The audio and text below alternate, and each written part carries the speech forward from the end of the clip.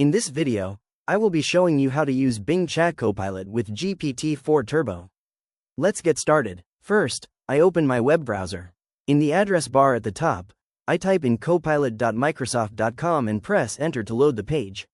Once the Microsoft Copilot interface loads, I click on the chat box near the bottom of the screen where it says Message Copilot. I want to check which underlying model I'm running, so I type, am I currently using Microsoft Copilot powered by GPT-4 Turbo? If not, which AI model am I using right now? Then, I click the up arrow to submit my question. Now, I wait a moment while Copilot generates its answer.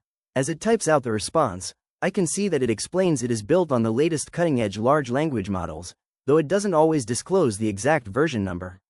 I'll just scroll down a bit to read the rest of the explanation. Next, I want to know more about what this specific tool can do.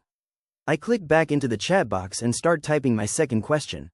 What features are available with my current Copilot access? Once I finish typing that out, I click the Submit button again.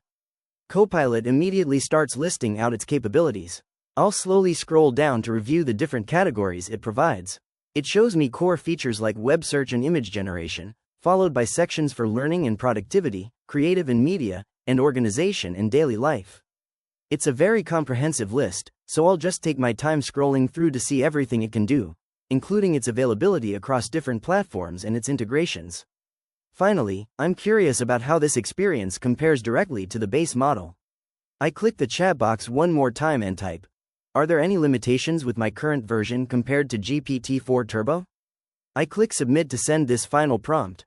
Copilot generates its response, clarifying the differences between the two. I'll scroll down as it explains that rather than having strict limitations, Copilot acts as a feature-rich AI companion.